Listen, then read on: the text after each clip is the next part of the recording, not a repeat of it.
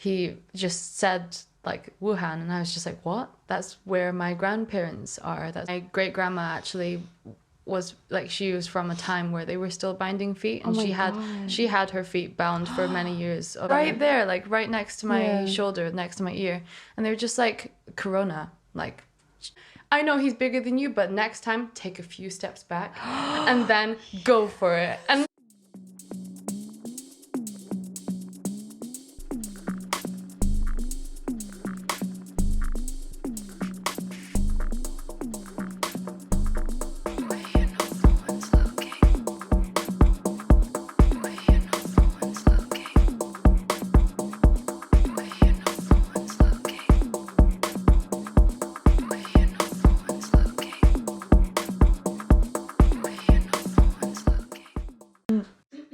Hello, and welcome to No One's Looking, the podcast where you can say whatever the fuck you want. I'm Melanie. And I'm your host, Maggie. Yep. And this is Feiya, our guest today. hi everyone.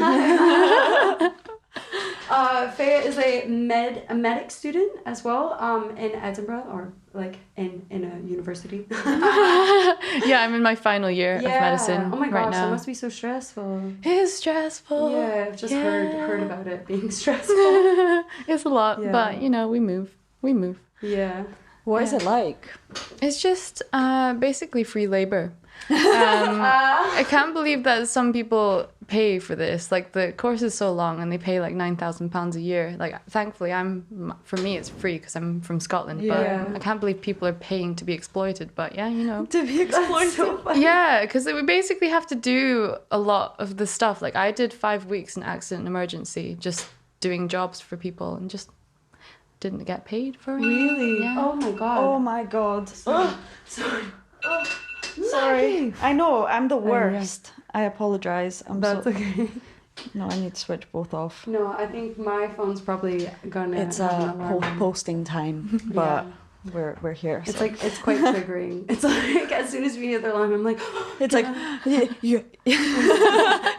no, it's like, have you done your work? Have you done your work? You need to post in 15 minutes. yeah, literally. No, that's amazing. But yeah, no, I can imagine, like, I just don't understand why they don't, like, pay you. Do you know what I mean? Like, that's what I don't know. Like, what do they benefit from not, like, you know, giving What do they benefit? Yeah, like how does that help? Not paying. Well, I guess that does benefit them. Fuck, I never thought about that. Literally free labor, like, so they don't have to pay, you know. Yeah, that's true. That just explained it, free labor. Yeah, there you go. Damn. How does that make you feel? I'm used to it. Yeah, that's I'm used to fair. feeling used. Oh no. I just go.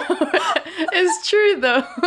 We joke about it between us, but it's kind of, you just turn up and they don't know who you are, why you're there. You have to kind of justify why you were there, and then you're like questioned a lot, and they're like, what are you doing? Like, be gone, because you're not like meant to be here. And we're like, yeah, we're meant to be here. So it's just a lot of like imposter syndrome a lot of the time, because you just get told that you're not meant to be places where you are supposed to be. So you have to beg to do free work, basically. We have to, that's so true. We have to beg to do free work, because if you don't, they just leave you alone and you get nothing out of it. You just have to sit there. What, so you can actually sit around and do nothing, basically? You can, but it's just depressing, because like, I would rather be doing that at home, you know? What's the point of like wasting your time? You could be... It's such a waste of time. But, you know, it's just, I've had 6 years of it, so... That's such a long time. Well done. That's like, when you say your final year, like, I think my brain just automatically goes four years. Like, you know, but then of course, like, 6 years. Oh my God. It's actually my 7th, because I had to, I repeated a year last year. The pandemic just really like fucked me up. Yeah, of course. I repeated the year, and it's been a lot better since, because I've had the time to like relax a bit and like catch up with new people and stuff. But yeah, it's a long time, and I've just had so many friends like come and go in the time that I've been here, and like friends that I've met in my first year who've like been working for such a long time, and I'm like, I'm still an undergraduate, I'm still not earning anything.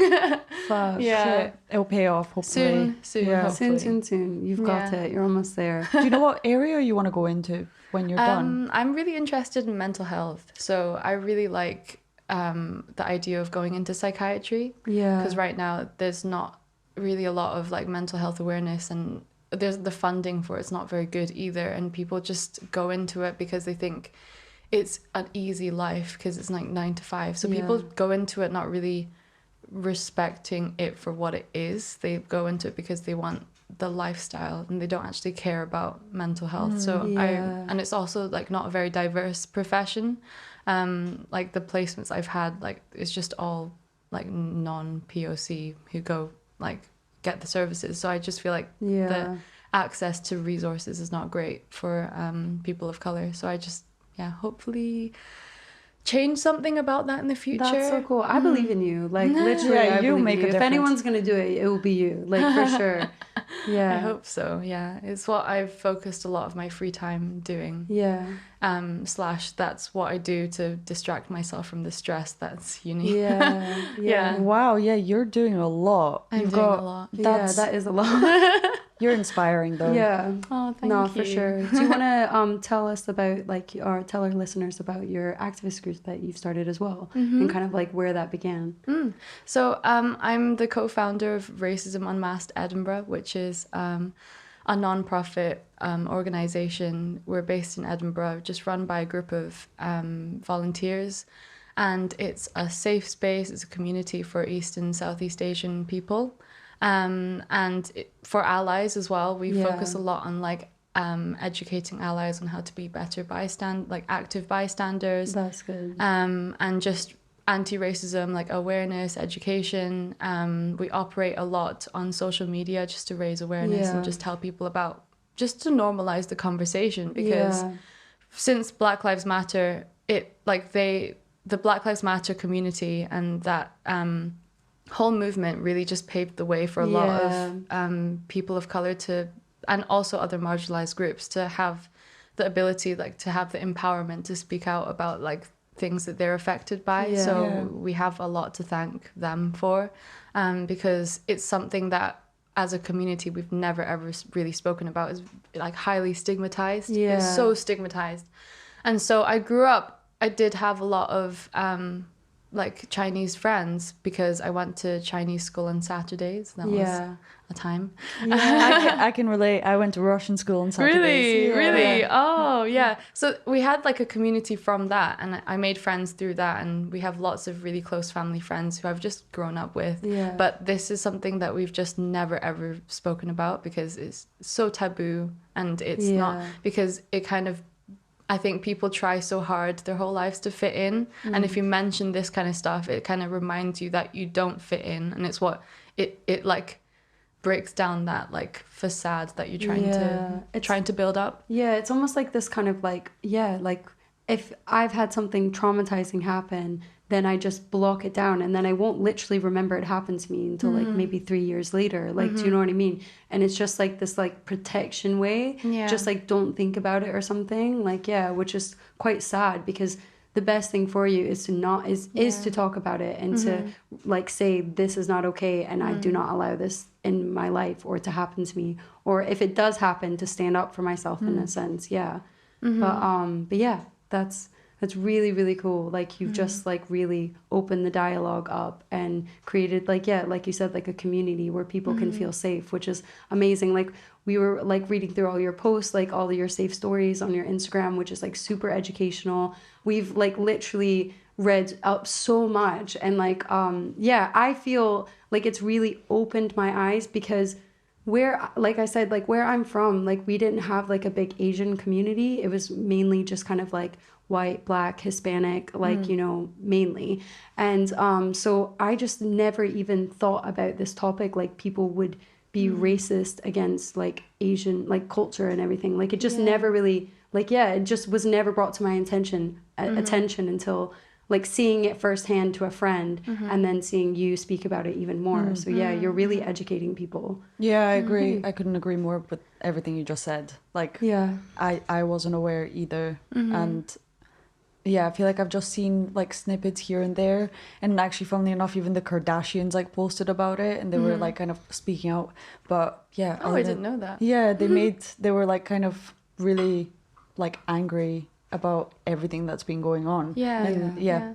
So that's kind of like the only thing I've really seen. Yeah, yeah. I think a lot of people don't think it's an issue because of the model minority myth. I don't know if you've heard about that. It's basically like Chinese and also just East and Southeast Asian people are always portrayed as like hard workers. They'll just get that they're in like top positions. They're doing fine. Like it's basically a way for people to be like, oh, look at them. They're a marginalized group, but they're doing well for themselves. If you do that, you can do whatever your mind sets you to. And it's just not true. It's a way for it's a way for like basically like white supremacy to reign like over everything because it's like, oh, just let them deal with their issues, like portray them as doing fine for themselves and then tell other people to do that, and just that's a way for them to just be able to ignore their issues.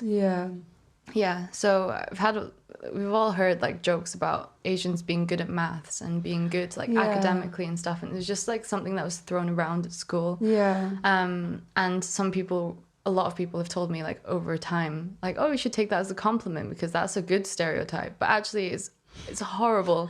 No stereotype is good in my opinion. Like it's not. That's like someone calling me a dumb blonde. I'm not going to be like, oh, that's it's like kind of fuck off. Like, do you know what annoying. I mean? Obviously, that's a very small comparison, but it's like I would get annoyed if someone said that to me, and that's such a like small like comparison in retrospect of like attacking my heritage. Like, do you know what I mean? Like, how dare you comment also on that's anything, kind of like something you don't know pressurizing, about. like to be good at maths. I'd be like, I'm shit at maths. I know, and I really struggled at maths at school, and it was just like if I did badly, people were like, what's wrong with you? Like you're Asian. Fuck? Like what? Like there's something going wrong here. What? So I didn't really actually get any help for it. Like my teacher just basically gave up on me because he was just like, there's clearly something wrong with you because you're Asian. Like you should be good at maths. What? And then when I worked so hard because I wanted to get into medical school, I needed the maths to be good. Like that was a requirement. So I worked so hard. I put like my other revision time aside. Like I ate into the revision time for other subjects to do maths because it was the one that I was lacking in. And when I did really well in that, it was off like, you know, my own hard work and stuff. And it was just really downplayed and like belittled because everyone was like, oh, it should be that way because it's in your blood, isn't it? Like, so yeah, it's kind of like you can't win either way. Knowledge is not in your blood. Like you can't just wake wish up it was. or it's not even just that. It's like kind of things. So there's some people that are more like artistic, some people that are more mathematical and logical, and you can't just expect somebody to know something or to like fit to be into able that to box or you've click. created. Like maths did not click for me at all. I literally had to do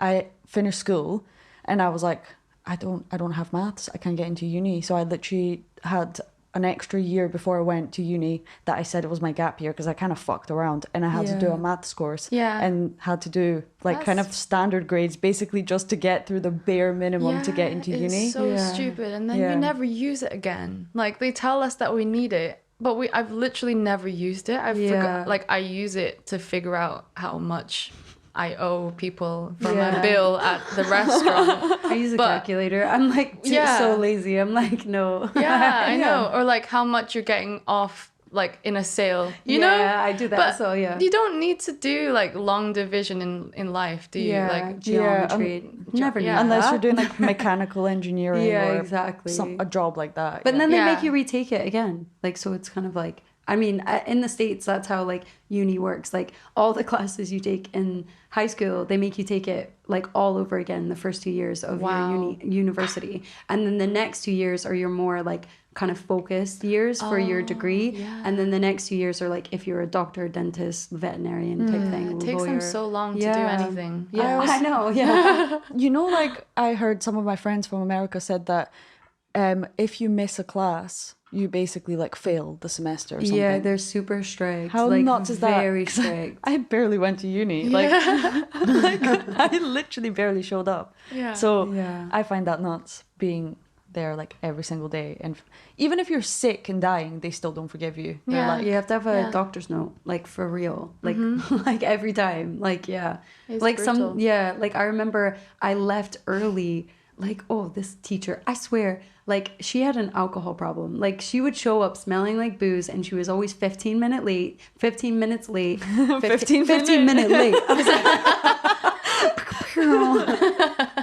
yo teach, and yeah, and she would smell like booze, and then she would just be outrageous, like she would just be like, I don't know, like she just made no sense when she spoke, and she was teaching us psychology, and like, I was like, I'm just studying you, and that's why I'm passing this class. I was like, literally, That's amazing. yeah, and I aced every fucking test, like every test, and she basically said on our last exam that we had to wait because she would just disappear, like, you know, like she would just leave. And so I finished my exam and she wasn't in there, and I was like, I'm leaving, like, do you know what I mean, like I'm done, this is the last class, this is the last day, like I'm leaving. Here's my test, put it on her desk, and she failed me. She failed me even though I What a aced bitch. everything. And it's in the States, it's like the teachers, well, I don't know if most colleges are like this, but the college I went to, it was like teachers had the final say no matter what. what? So I had to retake the whole class.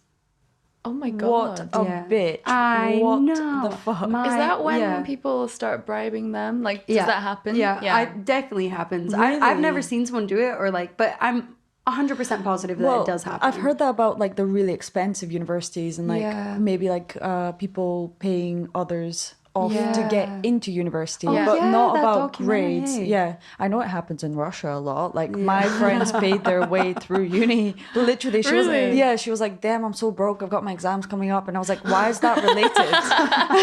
Amazing. and she, so funny. I'm so broke. My exams are coming up. I gotta save up for my exams. yeah, because you'd be like paying, you know. Every so every funny. little helps. I'm telling you, if I could do that somehow, oh, I need to pass these exams, man. Yeah. You I will. need to graduate. We No, believe in you. Yeah, we You've do. got it. Thank You'll you. smash it. After 7 years, like you have to finish it. It's just like I know. God, you're making her feel worse. No, it's like fuck. That's the pressure. plan. I fucking know that. Like, Thanks for telling me again. Oh my God, you're the first person to say that. Yeah, I didn't think of I that. had no idea. In just didn't 7 know. years, no one said that to me. That's so funny. Oh, I know. I'm like, now I've got the giggle. It's like when people get that sarcastic humor, it just makes me feel so warm inside. I think it's because I grew up with like such a like sarcastic family. Like our entire family is just deep rooted sarcasm, which I thought was kind of cool when I was a teenager because I was super angsty. But like now I'm older, I'm like, you're just being a dick. Like, can you just stop? Like, can we just like have a conversation? Like, I'm just tired of this. Like, I am. You can't get a constantly- serious answer for anything. You have to Yeah. ask like 5 times. Yeah, Oh, exactly. yeah. No, seriously. That's what I'll have to say. And they're like, okay, like that's funny. But yeah, let's this theme for the podcast at the moment, this kind of subject we've been asking all of our guests is focusing around childhood. So what was your childhood like? No. Yeah, and like where'd you grow up and stuff? Yeah, I grew up in Edinburgh. Like I've just been in Edinburgh for such a long time. Yeah. But I was born in China. I was born in Wuhan. Everyone knows where that is now. Yeah.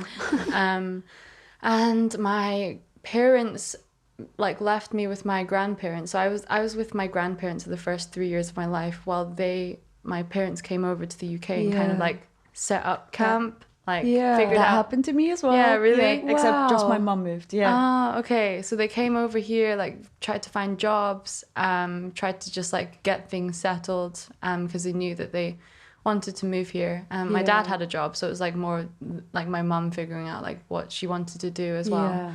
Yeah. And then I came, so that's why I'm really, really, really close with my grandparents. Yeah. They like, I've always been like such key That figures in my life. Even though since I was 3, I've never really lived with them for an extended period of time. And also because I've been in the UK for such a long time, English became my first language rather than my second language. So because you're just not using it as much. So now, like, when I phone them, I still have to, like, search things up, like how to say my Mandarin is like good enough to be conversational, but it's just like specific things I don't know how to say.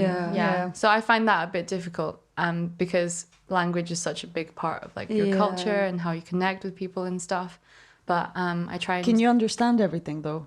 I can understand quite a lot, but when it comes to like jargon or like technical words or like politics or just things I'm not used to hearing, like the news, like it's the formal kind of speech. Oh my god, I can relate to that so much. Like I was in Russia and I was watching the news with my friend and he was like, wow, like blah blah blah, what was going on, and I was like, I have no idea what they said. I literally could not understand anything. Like I'm fluent in Russian, I can speak Russian, I can read it, write it. Like I speak to my mum in Bulgarian. She answers in Russian, but there is some. Yeah, I can totally relate to that. It's like more complex things, or if you're watching the news, or if they're speaking kind of like in a really proper way. Yeah. Fuck no, it's so hard. And that's when those moments you realize, like, oh, that's what the language sounds like to a foreign person who can't understand.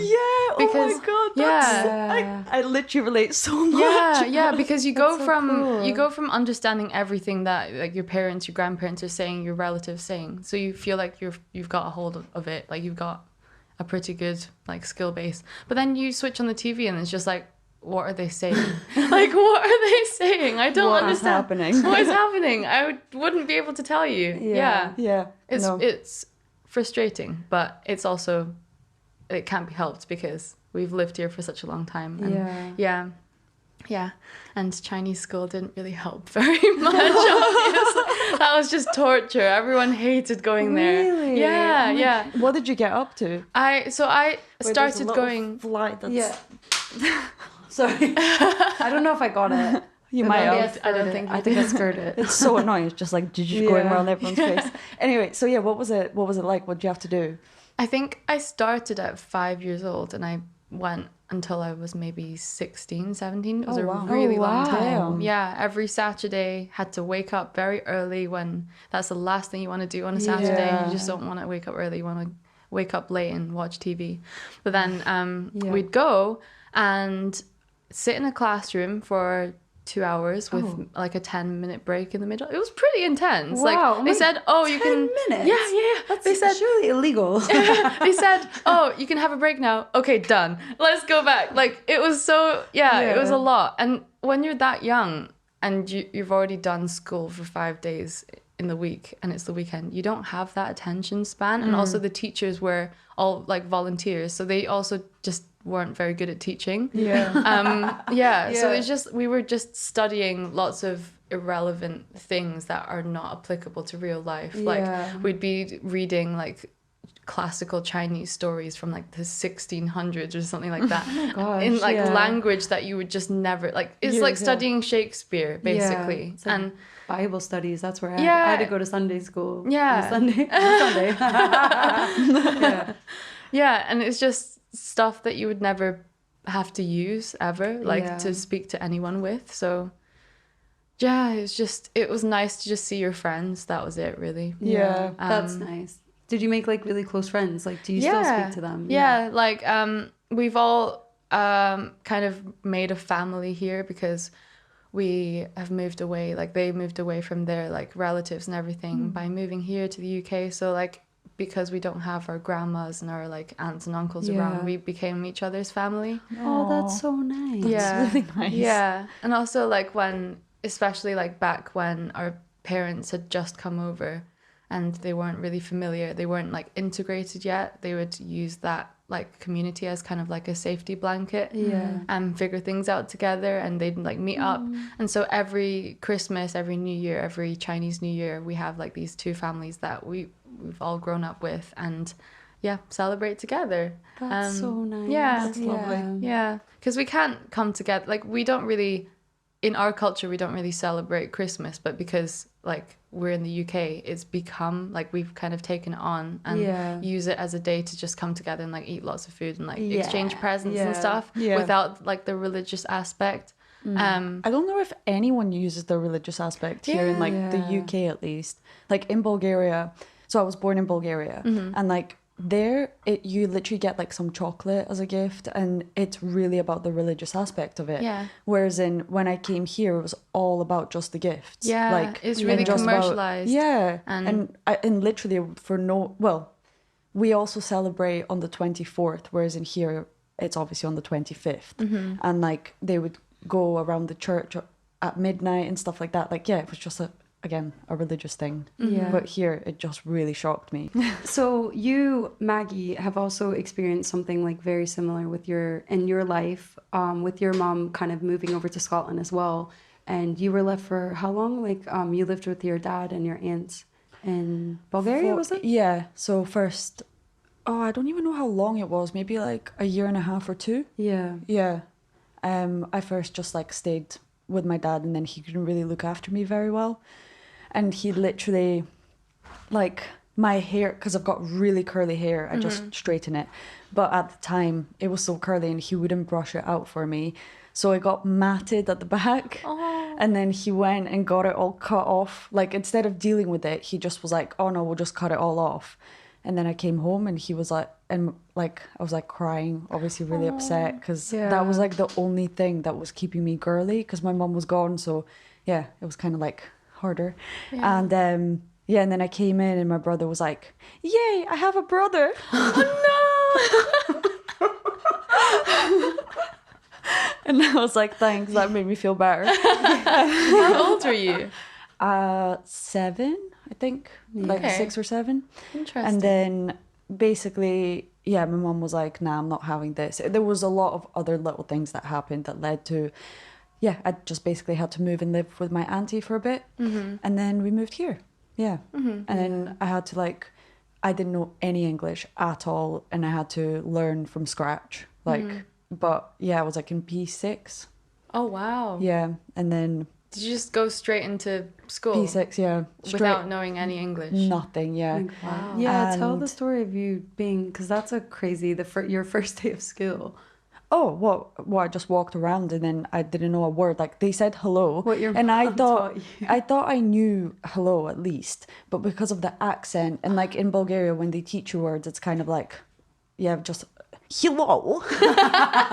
So it's like when you hear it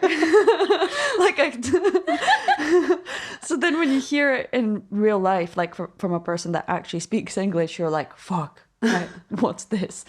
So I looked at my mom and I was like, oh shit, what do I say now? So she was like, just say, I don't understand. And that was all I said all day. Oh, that must have been so hard. I don't remember it being hard. I just kind of remember being fascinated. Like, there was a computer room, there was just all these different facilities that we didn't have, and I just found it fascinating, and everyone was really nice and welcoming. But then it was like a year into being in primary school, and I was like telling Mel today, something I remembered. We were just like standing by the board and I was writing like different words, and then this little asshole comes up to the board and goes, you spelt this wrong, how do you not know this? And I was like, and then the girl started like standing up for me. There's like a little fly. So my friends were like standing up for me and they were like, how is she supposed to know this after a year? And he was like, how can you not spell holiday and stuff? And I was like, fuck you, you little cunt. Some people are like grown-ass adults and they still can't spell, so... Yeah. Literally, I was like, how the fuck am I meant to know how to spell everything after a year of learning English? But anyway, so that was a little story about me. Yeah, that's interesting because going back to the haircut, I also had all of my hair chopped off. Did you? We've had, but not because I had curly hair or anything. My hair is like just like this, but beautiful.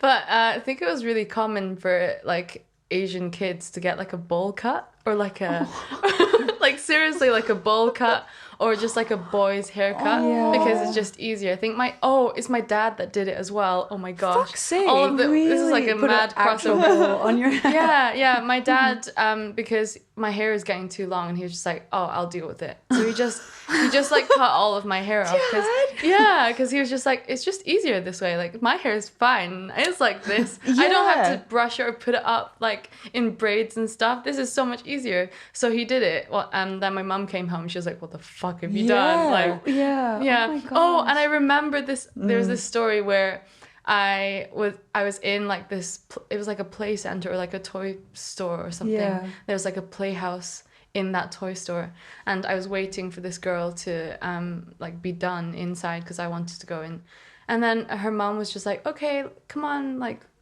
Cindy, let's go. Let this little boy have a turn." That's so mean. Like, let that boy have a turn. I would be like, did you just assume a gender?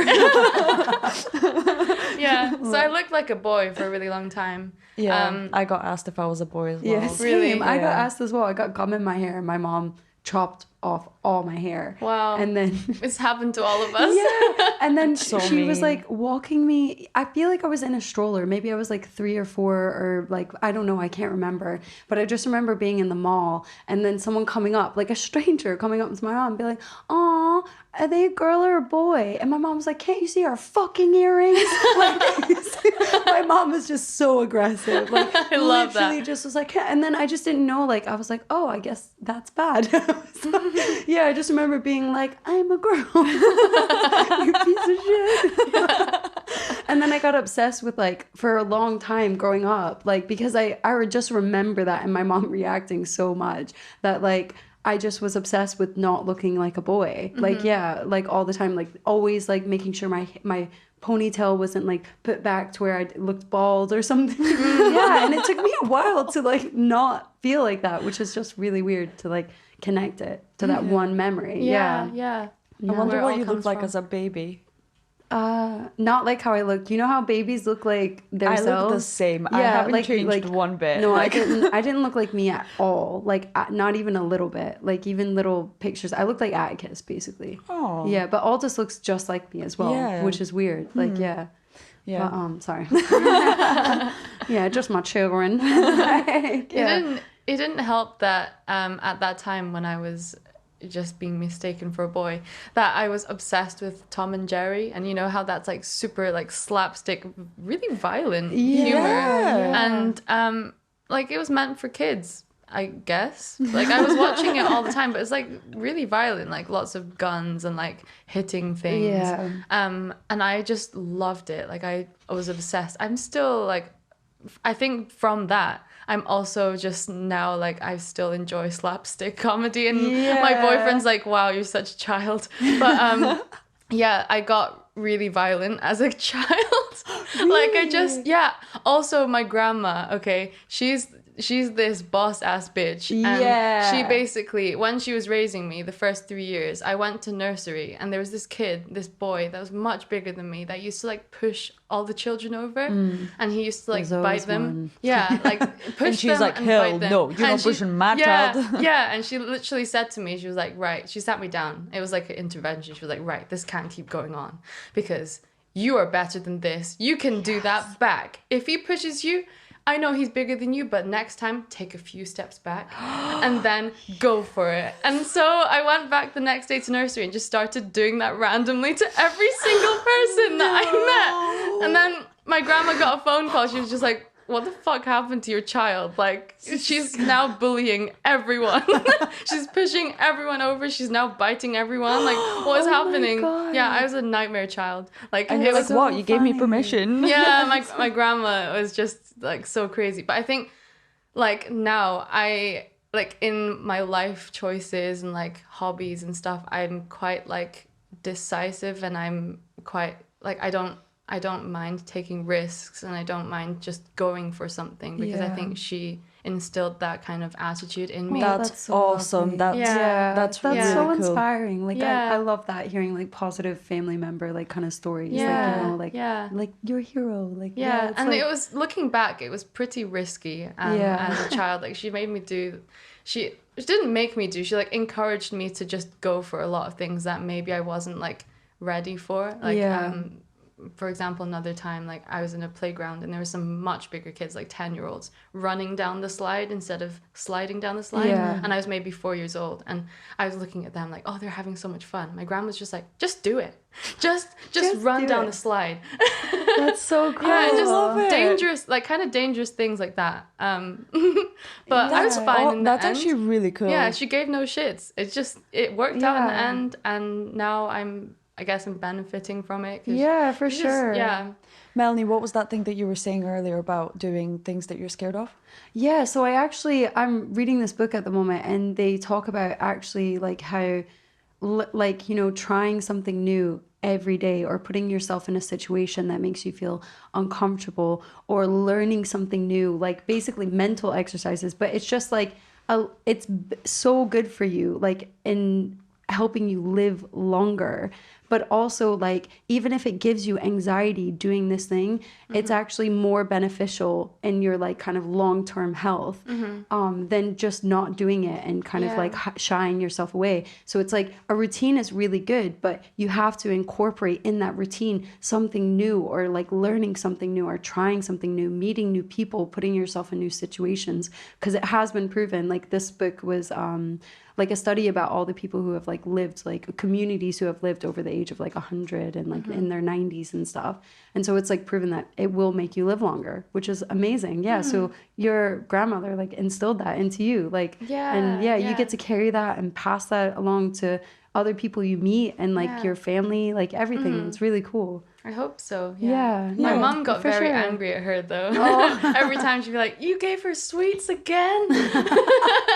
That's what grandma's And supposed to do. Yeah, I just like bouncing off the walls, like not able to sleep at night. My grandma would just like slip like a whole bag of like gummy bears in my pocket and that's stuff. so my god. Yeah. I want your grandma to be my grandma. She's so cute. That's so nice. That's so heartwarming. Yeah. No, that's awesome. Like, I feel like, you know, fear and doubt is definitely what stops people from achieving things. Definitely kind of been my mind killer, which I'm like trying to overcome. So I think that's super fucking cool. Like, I'm going to take that as a tip for when I have kids. Yeah. To just like same. push them off a slide and shit. Just push them. Tell them to push the kids back. Tell them to be the bully.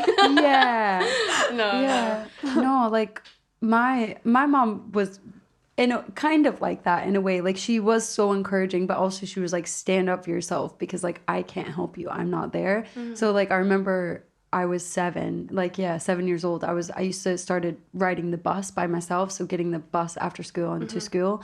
And there was this kid who was in my grade, and he would kick me on the bus, and I was really tiny. Like, he would kick my little shins, and I came home with like bruised shins every day. And I was like, Mom, this boy on the bus keeps kicking me.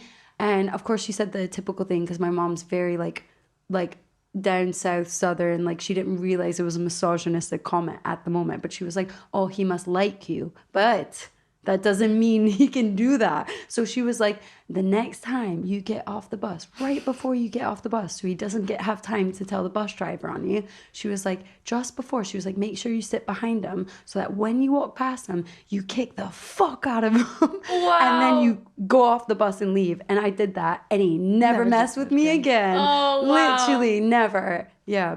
You love boss like ass that. bitch. Raised by strong women. Yeah, literally. Got to.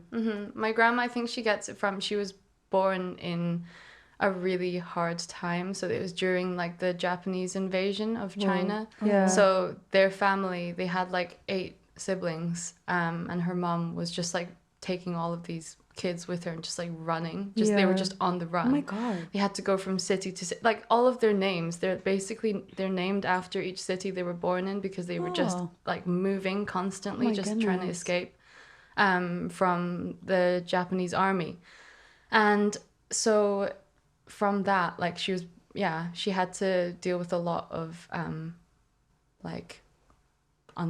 danger from a very young age. And her mom, like my great grandma, she was the first of any woman in our family to just say, no, I don't want to stay at home and be a housewife. I want to go out and get an education. Like, she just said, fuck this shit, I'm gonna go get a degree. And she like became so like a cool. self-made, like she became really rich, like just off her own back. Yeah. And she was really successful. And so she raised my grandma into the same kind of like mentality with the same mentality. And my grandma was always giving me like pep talks, just saying like, you can do this too. Like, look at all of our stories, that you come from a legacy of like strong women. You have to be a strong woman. Like, just even if it's even if I'm doing something that she doesn't necessarily understand or like agree with fully, she will always have my back, like, no matter what. And she knows that. She tells me that if this is something that you want, if this is something that you really believe in, just fucking go for it. That's so cool. That's amazing. Yeah, which is so rare for Chinese, especially like the older generation. It's so rare. So I feel really lucky. No, do you tell your grandma about all your activism work and everything that's going on? Yeah, I tell them. And actually, like at the start when I was doing all, my parents were really unsure about it, because for them, like, they came over here and they were very much like they had to put their heads down and work hard and just ignore like oppression and ignore like nasty comments from people, because their main concern was to build a foundation for their family, to make a life for their family.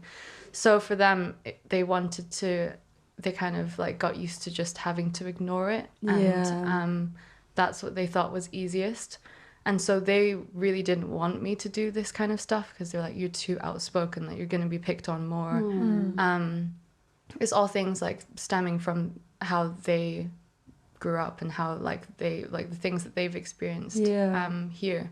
They've had to bury a lot of their own traumas, so they were just trying to protect me from it. But my grandma and my grandpa, they had no idea about the discrimination issues in the UK, because they've never lived here and they've never experienced it. So to them, it was just a whole like different topic that they've never really thought about.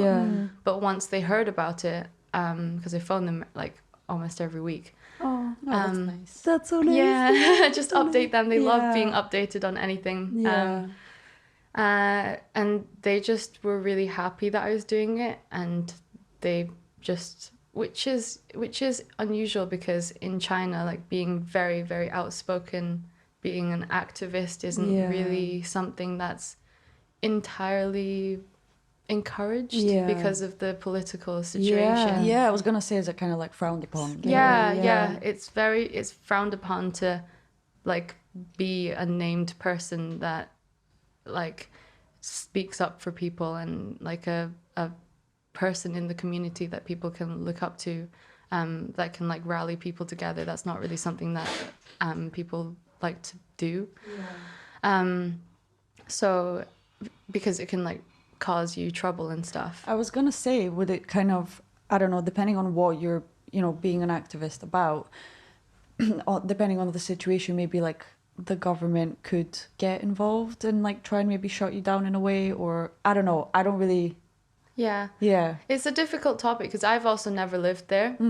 So I don't know what the situation is like. And I know that there are lots of really inspiring activists who are Chinese and who live in China. So obviously it's something that can go ahead and can be done.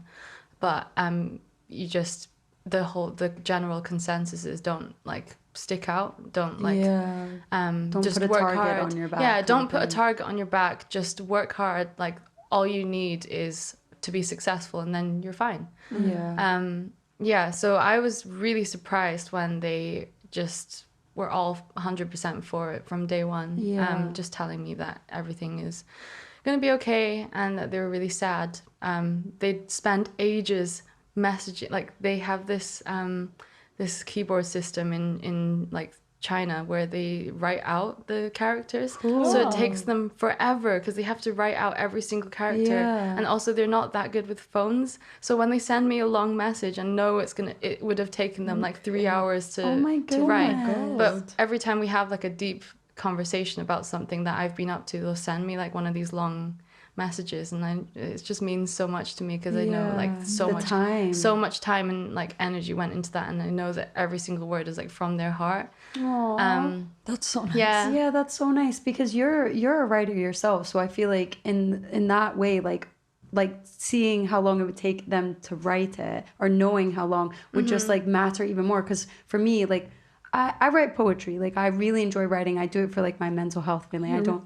You're really good. Yeah, but I don't really share it too much. But yeah, and for me, like writing means a lot. Like books mean a lot, like a lot to me, because I know how like your heart and soul, even if it's just a message to someone, like I never even text someone like half-heartedly. Like I really read through it and like, do you know what I mean? Because it means a lot. Like words mean a lot to me. So to you as well. Yeah. We were reading some of your articles as well. Yeah, and the tab Edinburgh. Yeah, they were really, really good. I really enjoyed it as well. Yeah, Thank you. Yeah, we read the article on Little Mix and the like what is it? I always call it boho, but it's not it. Boohoo. Boho. Boho. Boho. I'm like, Maggie's like, that's not what it's called. No, I was like, I think I need to tell her. Yeah, I learned so much from like reading your article. Basically, Little Mix came out with a how do you say, like a line, a fashion line through, what is it, Boohoo. Yeah. And they had an outfit or outfits that were like classed as like oriental like wear in a sense, and it was just like taking a outfit. I'm trying to remember the actual traditional cheapao. That's what it was. Because I did write it down because I was like, I want to remember. And just kind of like sexualizing it, and then just like not really, for one thing, using an offensive word to begin with to describe like the actual outfit, and then just not like actually reading up, because me and Maggie and myself actually read up like the history whenever you started talking about it, we started reading up the history on like where it came from, and it's so interesting. Like we learned about like what was it, foot binding or feet binding? Feet binding, yeah. Which I've never heard of this, and like I'm sure like you'll know more than we will know just from like reading up, but I've never heard of any of this, and I was so shocked. Like I was like, oh my god, I can't believe they were doing that to women. Yeah. After seeing the photos, I was very shocked. Yeah, my great grandma still it ended maybe like 100 or so years ago. But it was like a sign of wealth and a sign of privilege, because you could just sit at home and do nothing all day. But it's also very oppressive because it was only women, and so that women couldn't go out and get an education. They couldn't like have a job. Their job was just to sit at home and do like household tasks. And my great grandma actually was like, she was from a time where they were still binding feet, and she had her feet bound for many years of her life, and that's actually something that she had to fight for, to unbind her feet, like just stop all of that against everyone's like beliefs, everyone's wishes, and just go out and like get a university degree. And I just think that holy shit, there's so much more. It just adds to how much she had to fight through to, like an activist like you, like that's crazy. Because I mean, that dress was like made as a sign of like kind of gender equality, like, you know, women can stop, like don't have to bind their feet and all of this. And I was like,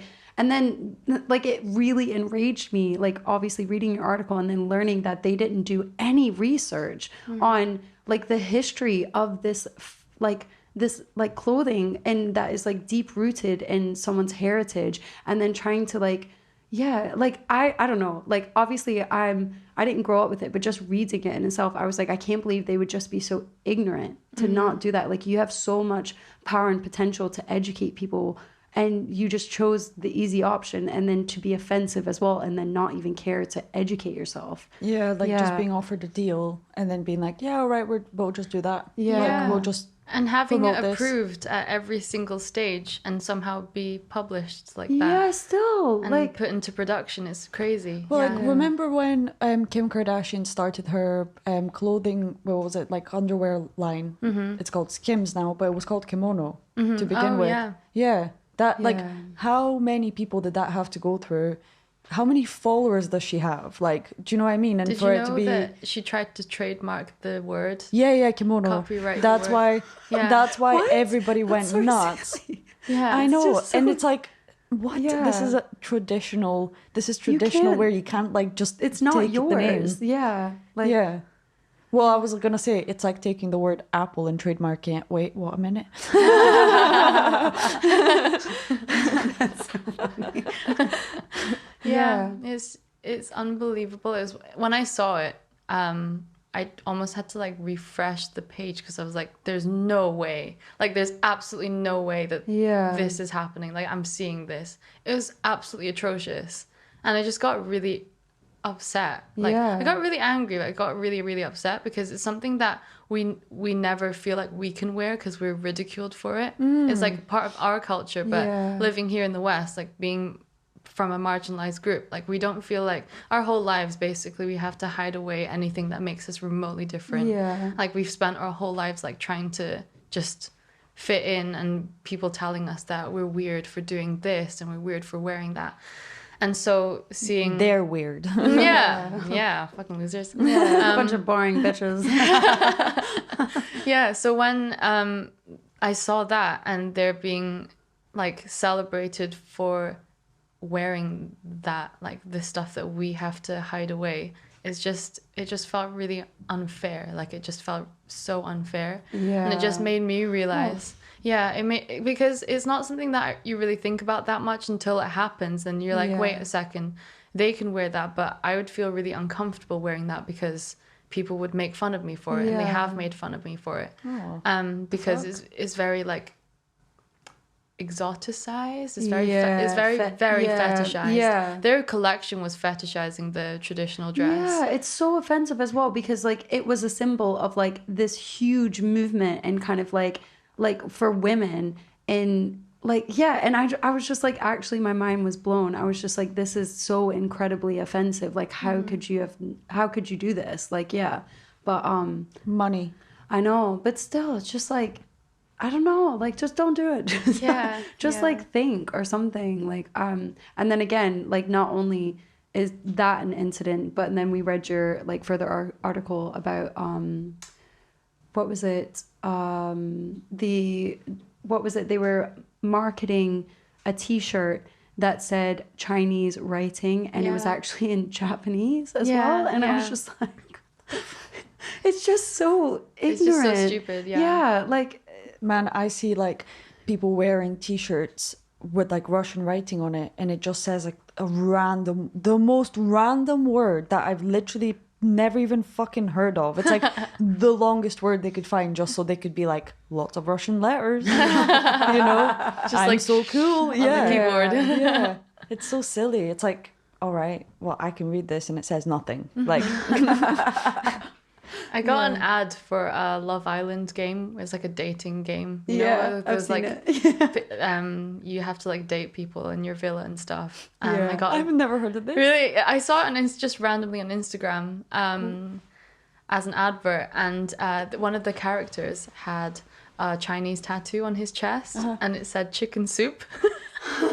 Oh my god, you're being serious? I'm actually being serious. Yeah, they just picked like two words, and like, he's this guy and he's just got chicken soup tattooed on him. I've got a tattoo on my back in Arabic that my dad wrote, and like I have a brief idea of what it means, but when people ask me, I'm like, it means chicken soup. Just because I'm like, I actually don't know what it exactly means.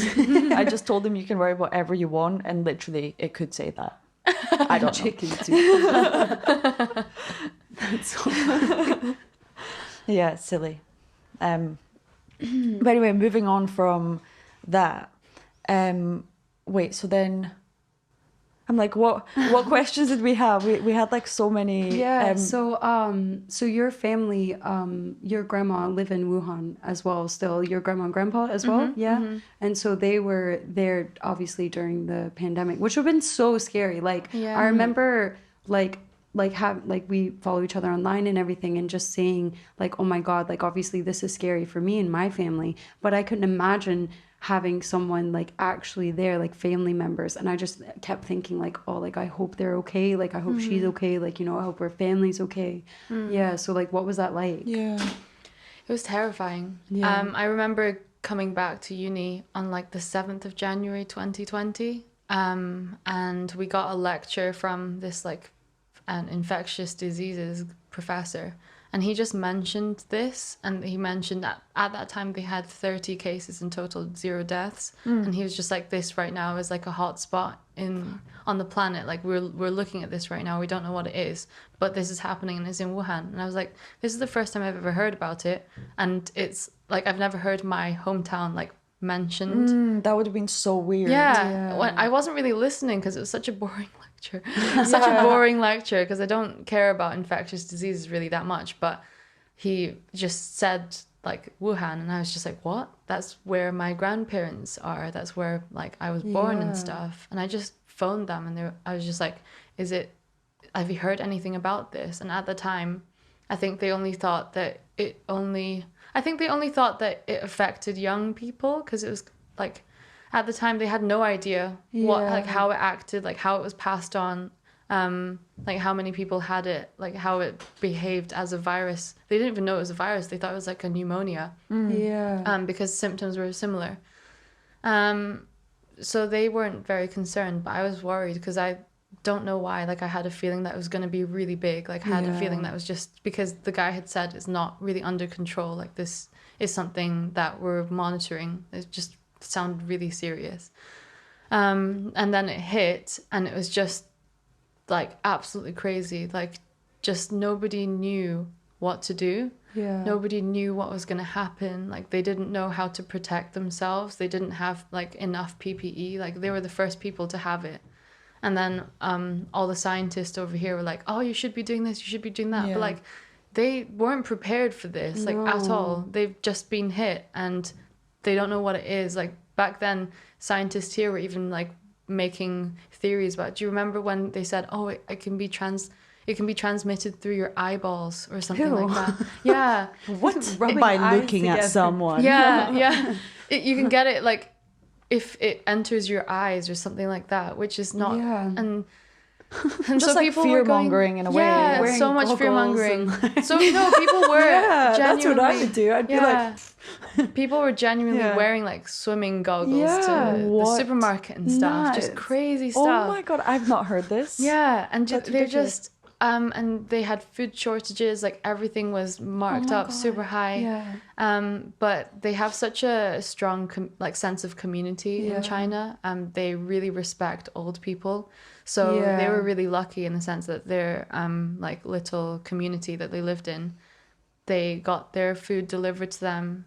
They got help with whatever they needed. Like they were never short of like food or anything like that. That's good. So they were actually having a good time. They were actually really safe. They were just nervous about how it was gonna pan out, but they were genuinely just like not worried about themselves because everything felt like it was okay, manageable. Obviously the news was terrifying.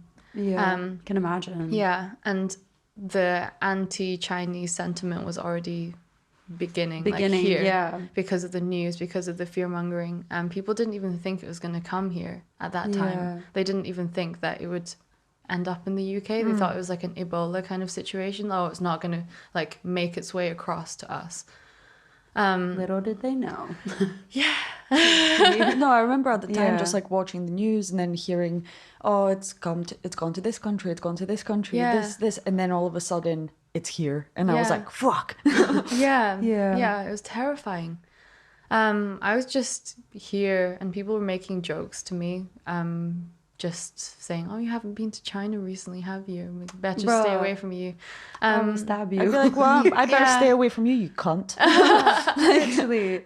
And it was just at the time because it didn't feel horrible. At the time because it wasn't like as serious. It had just started. It didn't feel like for some reason I didn't really feel that offended by it. I was kind of making a joke out of it as well, I guess, because it was so things were so uncertain, and also I'm used to like making racist jokes about myself to like fit in with other people. Like that's internalized racism is a whole other topic. So I didn't really think anything of it, but then I noticed like people just avoiding me in the street and like moving away on the bus, and people would be walking on the other side of the road and they'd see me and like cover their mouths. Really? And yeah, it was just a horrible time. Oh my God. It like escalated so quick. I remember going on a night out in January or February, and yeah, I just had a really long day. Like I had a patient like yell racist things at me that day. So I was just like, yeah, I get that a lot. You deal with the public, you get abuse a lot. What? Yeah, you get a lot of racism and just sexism from both the public and also like your seniors sometimes.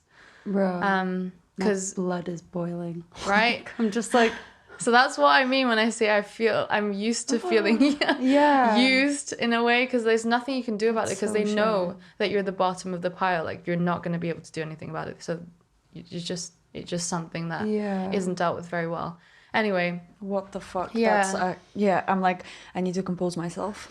I know. Yeah. I'm just like, Yeah, don't. go out and start punching people, like biting people, like your grandma said. take a few steps back first and run at them. Yeah. But yeah, like I came back that night from the hospital. It's just like, I'm really ready for this night out, because it'll be with friends, like really close friends, like my school friends were there as well. Safe, I felt safe. I felt like this was going to be like a chance to let loose and just relax and like leave the past behind me, kind of thing. And we walked down like the Lothian Road, which is like the main road into town for me at the time, and I just had like 2 people yell racial slurs at me as they were passing, and there was one guy that like just like pushed me out the way. Fuck like off. on the pavement, like he was coming towards me, and I thought that he would move out the way because I didn't really have a lot of space, but he just kept going and just like shoved me. Dipped his shoulder down. Yeah. Piece of shit. Yeah. My God. So from that moment, I was like, God, this is happening so much. Yeah, on top of like your family, like going through all of that, and like it already being such a stressful time, and then you're put into an environment where you're being attacked because of your heritage at your own workplace. Like you can't ever escape it. Like that's horrible. Yeah, it was like, all the time. How is that tolerated, may I ask? Yeah. Like in the workplace. Yeah, like can you complain? Is there any, like, I don't know. Surely, like sure you would have. Being a staff member, like you have to be protected, like you have to be looked after. So you'd think so, yeah. But it's the NHS, is the government, is like such a massive organization, and systemic racism and just issues in general is so like deep rooted that it's so hard to like even break the surface of that. There are ways to report like specific people, but they never get back to you. Like you never know if they deal with it or not. So they could just receive the complaints and just not do anything about it, and you wouldn't know. That's ridiculous. So, yeah. You need to do better. Like that's just unacceptable. Like you're literally working your ass off. You should feel safe, especially in a job that's stressful already, because you're literally helping people like who are sick and ill and all these different factors. Like you should not have to worry about that. Yeah, like you shouldn't. Like that just makes me so mad. Yeah. But no, like you should feel safe in your workplace and protected. And I'm really sorry that you don't, because that's just not okay. Yeah, like what the fuck are they gaining from being mean to you? Like what are they, okay, like I'm gonna push you when I walk past you, like what are they gaining from that?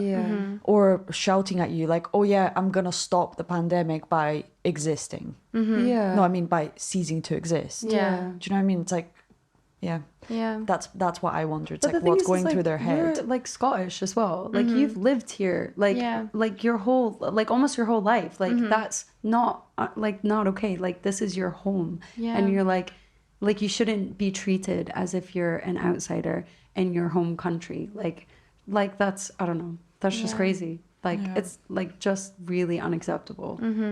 So just by looking the way that I do was a target. Well, it still kind of is a target, but back then it was so bad. I didn't want to leave the house.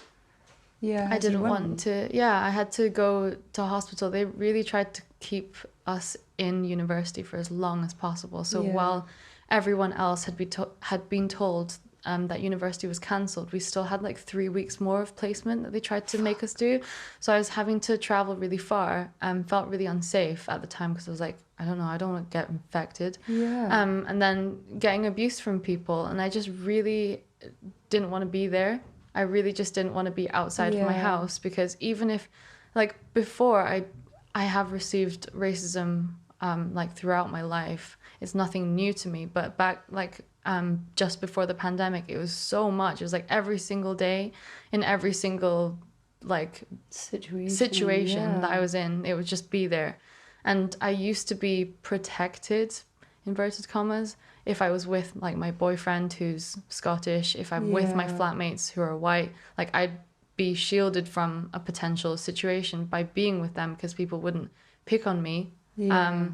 But it was still happening despite them being there. So that's when I knew that these people are getting really bold with this. They really have a lot of hate and anger towards me and people who look like me. It's not just Chinese people. People can't tell the difference. Like they think that all Asians are Chinese, you know, like everyone was receiving it. And back then I didn't really have a community because like racism unmasked didn't exist. Like I didn't really have anything to fall back on. So every day I was trying to explain this to my boyfriend or explain it to my flatmates who were really understanding and really shocked, but they simply can't empathize with it. They don't have the lived experience, therefore they can't really know what it's like and really know how to help me. So it was so isolating. So that's why that was one of the reasons actually why we created this organization, is because a student at Edinburgh University was attacked by a gang of people outside a university building, and security didn't intervene until it had happened, and the person was left on the floor. And I'm getting major goosebumps. It was literally at peak time at the library out. And it's so busy around there. So busy around there. Lots of bystanders. They just didn't there's there's a huge problem with people just seeing something happen and they just choose not to get involved. They just walk away. And so that's why we want to try and educate people on how to help as well, because people think that the only way to get involved is to fight, physically fight them off, which is not ideal because it is unsafe in a lot of situations like that. If it's a group of people, no, run. It's horrible to say that, but you need to protect yourself. Literally grab another person and be you're gonna fucking help me because I need help, you piece of shit. That's horrible. I'm just thinking if I was in a situation like that, what what could you do? You were totally helpless. And especially it's having bystanders there and then not helping even more so.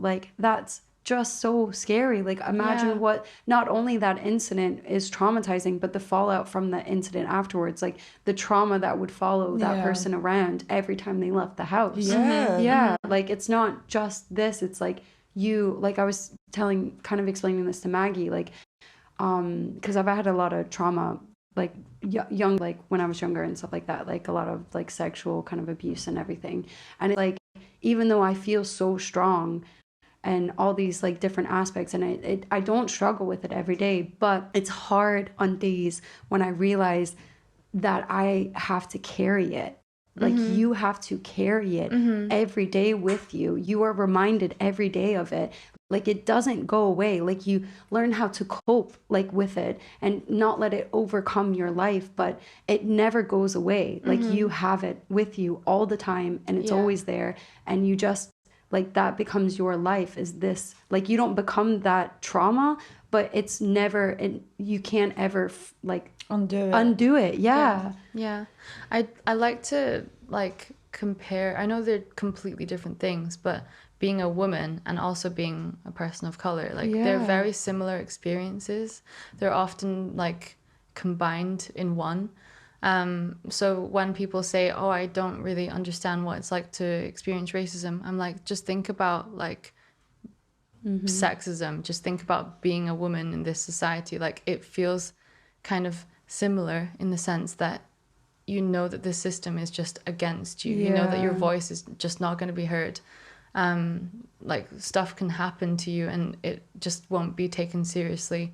And there's also the hypervigilance of being out in the street late at night, or just during the day, like you don't want to be harassed, and it just feels like similar experiences. Yeah. And I think because on our Instagram you can look at like the analytics of you can look at the statistics of your followers and stuff, and I think 87% or even higher, like 90 something percent of our followers are women.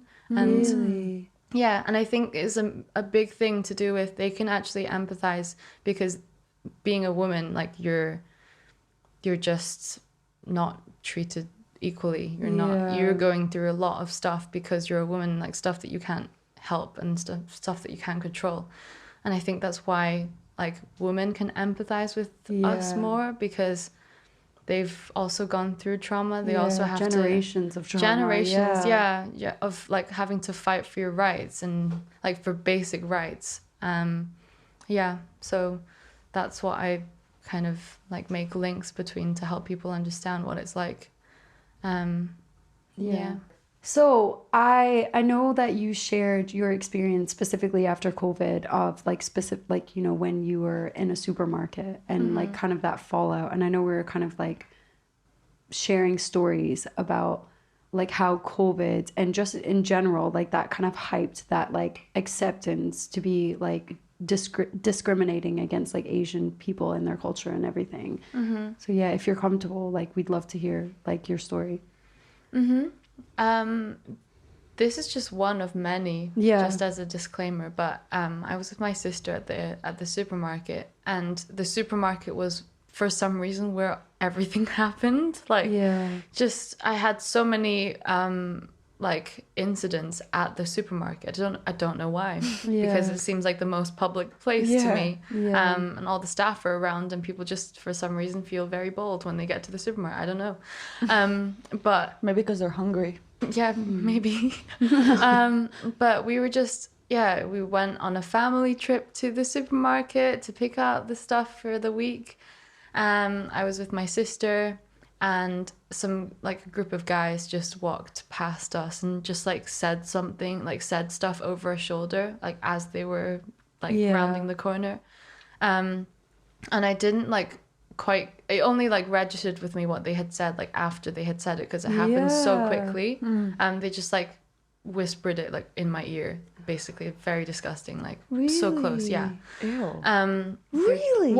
Yeah. What did they like say? right there, like right next to my shoulder, next to my ear, and they were just like Corona, like Chinese Corona, and like what the yeah. Oh my god, that makes me so mad. Yeah, and that was horrible. I turned around and I was like, sister. yeah, with my sister there. She didn't really catch on because it had been like in my ear. She was on my other side.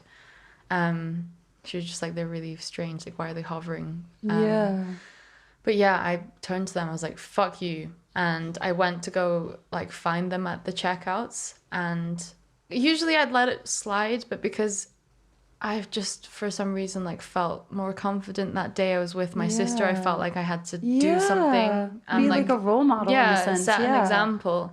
I went to find them at checkout, and I like flagged down the security guy, and I told them like they're being racist, and they literally came up to me, and they just like the men who did it, like they walked up to me. They knew that I was like telling on them, and they were just like laughing in my face, like they didn't think that anything would happen. And the security guy was just like, like the security guy just didn't know what to do. Like he just seemed so unbothered. I thought kick them out. Stand up. And he was just like, well, they're leaving now, so what do you want me to do? Like just so unhelpful.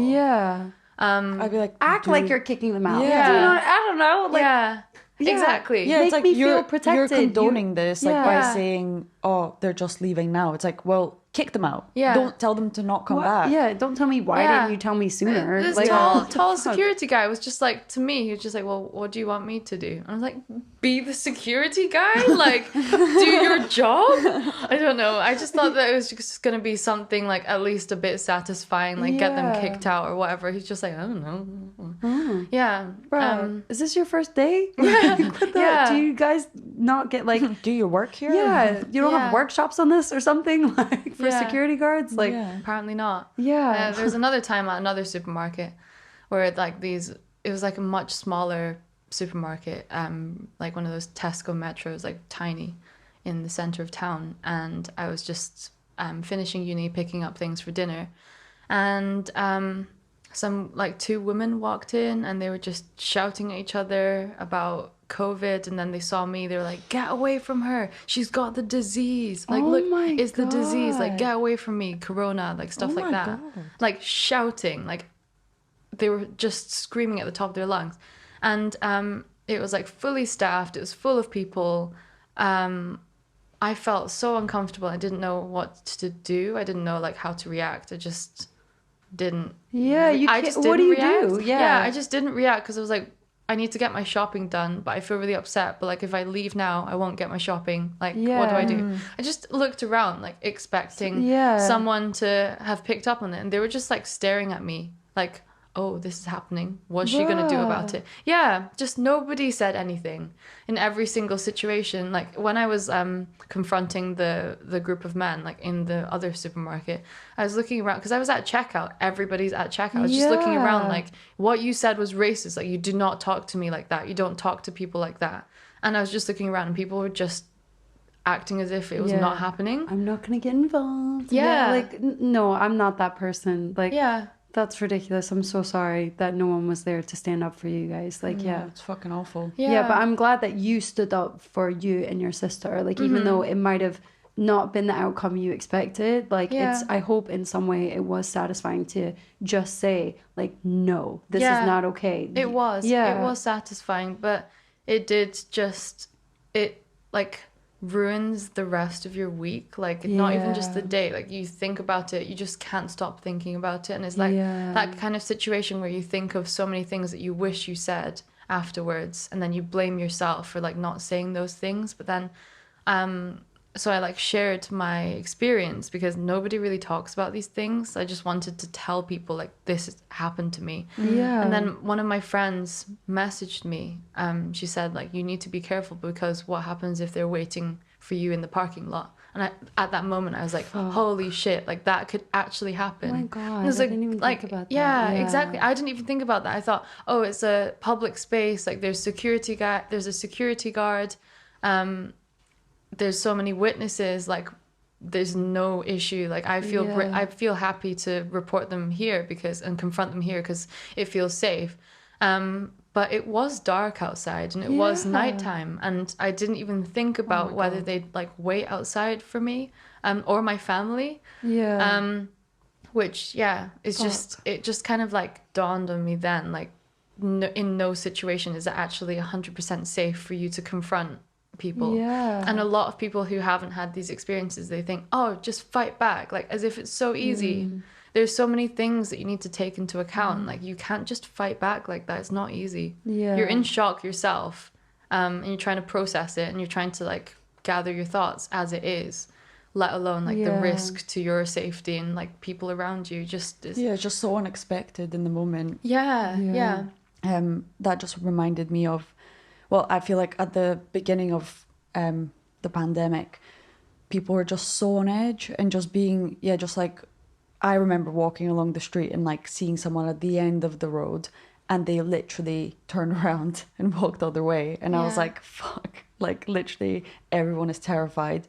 And I had an interior design project and I was carrying like a big bag, and I was like, I'm not getting a taxi because I don't want to get a taxi, like don't want to get into a small space with someone, and I didn't want to get the bus, so I was like, fuck it, I'll just walking down the street, and then this like old woman stops me and she goes, keep your distance, and I was like, I am. And she goes, fuck you. Really? And I was like, I was gobsmacked. I literally didn't even have a moment to like, well, for me to say like I am was enough of attitude for me. Like I don't, do you know what I mean? Because usually I'm quite like, I think I would have been a bit gobsmacked. Yeah, she told me to, and I was literally like, I'm like more than 2 meters away from you, you stupid old woman. Like, should have said that. Because literally, like, it just happened so fast. So and I was like, well, where the hell do you want me to go? Like, there isn't any more space on the fucking street. So yeah, and I was so angry the whole day. I literally was thinking about what I wish I said to her. Yeah, but then at the same time, I'm like, well, she's probably got something wrong with her. So, yeah, like, so there's no need to talk to somebody who's got mental illnesses. Yeah. It's like, if you literally think that's okay, then what is going on in your mind? Yeah, it's just the fact that people like think it's funny to make a joke on someone else's accord. Like, do you know what at someone else's like behalf, like in that way? Like my first experience was like on like with like racism towards like Asians, and was like I was on a night out like with my girlfriends, like on a night out. Afterwards we were like, oh, let's go to McDonald's, and one of the girls we were with, one of my friends, is Chinese, but like we were just waiting in line, like minding our own business, like having girl chat. It was just me and her. And this guy, there was a guy, like like one guy in front of us who was from like Asian as well. And like, again, he was just some random guy. And then there was another guy in between us in a way. And he was like Scottish. And he literally just looked at him, looked at her, and was like pointed the comment towards her and was like, oh, is that your cousin? Like that. And I was just like, that was my first time like being like, what the fuck? And obviously I'd had a couple drinks and I was like, what the fuck? I was like, that's fucking racist, you piece of shit. And I just started screaming. And then because I think I was there, and it's something I need to work on, but I do have a temper. But I was like, when it comes to just like injustices, just because I'm like, it's just really like, I just feel that fury and I just can't contain it, and it just like explodes. And so I just started like shouting. And I think because I was so like loud and making sure everybody could see like this guy, blah, blah, blah. And she was kind of like going like fuck you, dude, blah, blah, blah. And I was like looking at the McDonald's people. I was like, kick him out right now, kick him out. But again, they didn't do anything. And I was just like, this is ridiculous. Like, do you know what I mean? Like, and even the other guy that he had kind of involved, and it was just like, you know, it's okay, like trying to calm us down. And I was like, it's not okay. Yeah. Like, do you know what I mean? Like, it's not.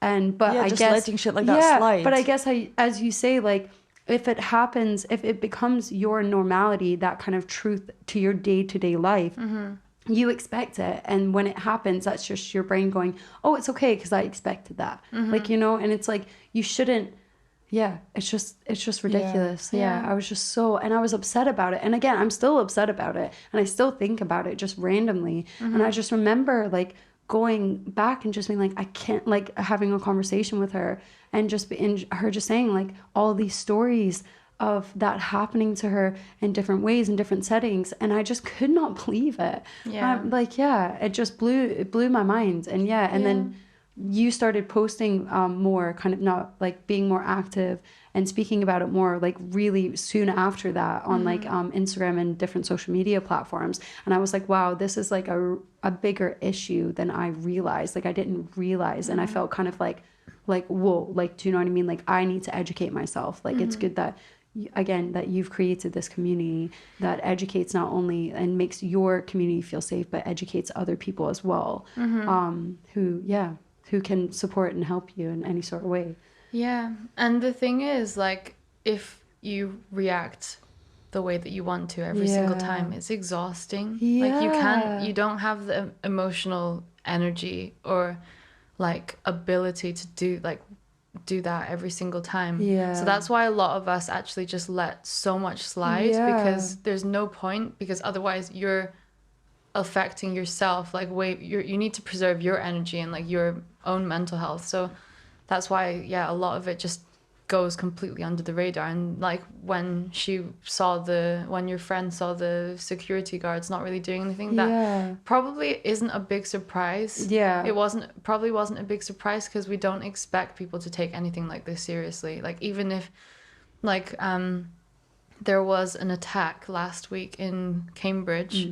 So there's been a huge string of attacks. There's like a group of people like going around Cambridge and I think maybe Sheffield, just targeting Asian students and Asian people in general.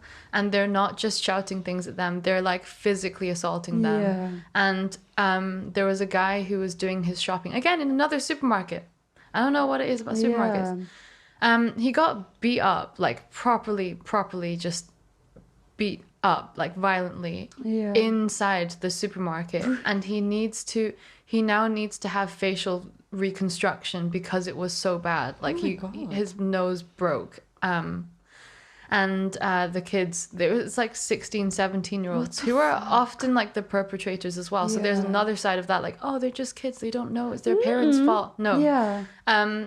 They saw that his nose was broken and they were like, holy shit, like, let's run. And they ran. And this guy basically, he said that no one else reacted at all. He got out and someone offered to like drive him to chase them down, and he phoned the police, and the police were just like, sorry, at this time we cannot dispatch any like police officers. So it's just like he was a victim to this assault. He's got huge injuries, and then he has to chase down his own like attackers, and then he has to do all that like follow up just by himself, and the police just didn't do anything for him. And it's just when I read that, it was so upsetting, but also really didn't surprise me. There's CCTV, like they, like, do you know what I mean? There is so much more you could have done, especially in a setting like that. Like that's unacceptable. Again, like, no, I just can't believe that. Because if it was, okay, if you turn the tables in the way, like, if it was a man beating up a woman, especially, I feel like in Scotland, like, I feel like obviously domestic abuse is happens like everywhere. But like, if that happened out here, people would step in and do something. Like, what is the difference? Like, it is someone who is vulnerable because there is multiple people who have this power over you because they have a power of like a group of people in comparison to you who are by yourself. Like, what, like, that's what my thing is. Like, why is it, like, why would you step in one situation and not another? Like, and that's how I feel for me. And I feel like that's why I get so like passionate and like just absolute fury. Like, I like, even if I see people arguing in a car in front of me, I watch them to make sure nothing happens. Like, do you know what I mean? Because I'm like, you never know if you need to help someone. Like, so like, it just absolutely blows my mind that there's not, that in Scotland, that there's not a big enough sense of community for just humans in general, for people to go out and think like this and see someone who is in need, like dire need of help, and then just like, not in Scotland, in the UK really as well. But and not do anything. But it's just insane. And so, it doesn't even reach like mainstream media. I found this out through my mum, who just happened to see it like on a local Cambridge like newspaper. It just didn't reach the news at all. And it never does. And that's why people don't know about it, because it's never reported on. And it's just something that people just aren't concerned with. So it feels like you're invisible a lot of the time. So what are some ways that you educate your viewers on what they can do if they see something like this happening, and do it kind of like in a safe way? So like, I personally think I would get a fright if somebody was fighting and I wouldn't know what to do, because actually me and Melanie have been in a situation like that where we were walking like up Frederick Street, and there was like a couple that were physically fighting, like the man was beating the woman, but they were so drunk, and like I was like, Melanie, don't. I stopped. Like, Melanie wanted to like, but there was people already like interjecting, so I was like, don't, because you'll get punched or like hurt. No. So, but we stood and we waited for, like, there was basically a man who then approached the other guy, and then it stopped. I was like literally counting in my head. I was like, if someone doesn't intervene within these amount of seconds, I'm gonna do something. Like, I don't care if I get hurt, if I feel like I'm standing up for someone and protecting them from each other. Like, I don't care. Like, do you know what I mean? Like, I'm just like, I don't know. That's because it's kind of scary. You're like, do I jump in the middle of this fight? Like, so what are some ways that you would recommend? So the most common reason why people don't get involved is because they don't want to be in danger, and I get that, like 100%. That is completely valid, and you shouldn't put yourself in danger. Like, just, you know, respect your own like personal safety and put yourself first, because if you can't help yourself, you can't help anyone else. But there are lots of different ways, and this like method kind of goes for anything. Like, it goes for sexual assault, it goes for like people who make problematic jokes, like if they're being sexist, if they're being racist, if they're being homophobic, anything. Literally, it works for anything. So it's the 5 Ds. Delay, document. I'm gonna have to try and remember. Delay, document, direct, divert. And basically, delay is you wait until afterwards and you make sure that the victim's okay. So if you if you don't feel comfortable directly like getting involved, you wait until after everything's happened. This kind of is more applicable for when someone's made a comment and it's not like violent. You wait until afterwards, and it's actually really important to check up with the person and see how they're feeling. Not often do I get asked like, are you okay? And it's actually when that happens, I actually can talk about it and realize actually it's not okay, and someone acknowledge that. It makes you feel heard, it makes you feel validated, and then you can go on to ask them like, how do you want me to help? Like, how can I help? Can I report it? Can I like come with you to speak to someone about it? What can I do? So delay is waiting until afterwards. Direct is when, if you feel comfortable, if you feel like it's safe, like directly say something to the person, like stop doing that, or like, you know, just like interject. 3, divert, which is you can distract the perpetrator. So if they're making a nasty comment, you can like budge in the middle, like, oh, sorry, excuse me, or like ask someone for the time, or ask them like just a random, like bring up a random question. Or you can say, oh, hey, it's nice to see you, like I haven't seen you for a long time, are you okay? Like pretend to be friends with them. That's so true. Like And document is just remember what the person looks like. You can film them, take photos just to gather evidence, because that really, really helps. Often like things aren't picked up with CCTV very well. And often there aren't eyewitnesses or the victim themselves. Like they're too like traumatized by the event. They can't remember what the person looked like. They can't remember what happened. So if you actually get a documentation of that, that's really helpful. And yeah, I think those are the main ones. It's just make sure that you're safe, and if you can document it, then that's really good. And afterwards, like make sure that they're feeling okay. Yeah, that's super helpful. Yeah, a lot safer than me just like jumping in head on. I'm just like oh, and I remembered the 5th one, which is delegate, which is when you like help, like ask someone else for help. So a staff member, like security guard, police, you can phone the police, you can like delegate it to someone else, someone of authority who can help.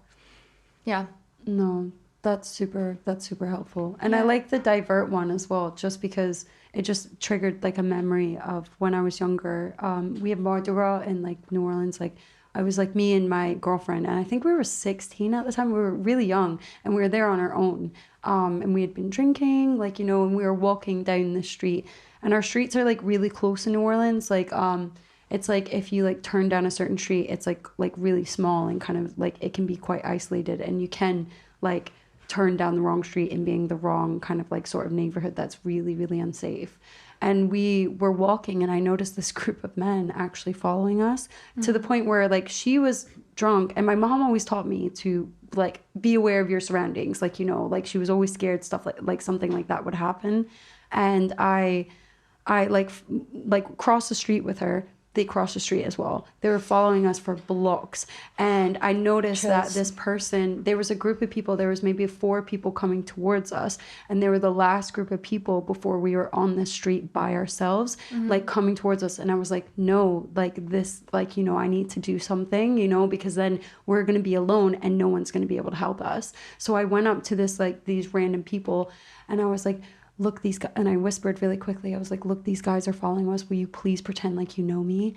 And like they instantly were like, oh, hey, like, you know, really, really played into it and helped, like, do you know what I mean? And as soon as we met up with that group, they literally turned as soon as we did that and went down another street. I'm telling, your instincts as well, like, and if your gut's telling you you're unsafe, something's wrong, like literally, like I've got even more stories, which is so sad, where I've literally been in the point where I like knew that if I wouldn't have diverted or in that sense or asked for help or called a friend, I would have got snatched, or I would have been like, something would have happened. Like, it's just your gut. Like, you just know. You just know when something's off. Yeah, so it is really important, not only, how you said, it can work for all different situations. Like, it's really important to, like, not, like, teach young people, because it could be boys. I've listened to, like loads of stories of, like, guys getting followed home, like, teenagers and stuff. Like, and, you know, that situation, they don't call anyone for help, and it almost turns into something. So it's, like,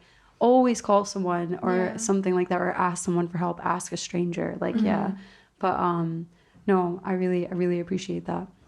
Can I tell a lighter story? Yeah. Something silly that happened, but so I went to Lidl, and I was like, I'm gonna be a good person and not get a bag, because like, save the turtles.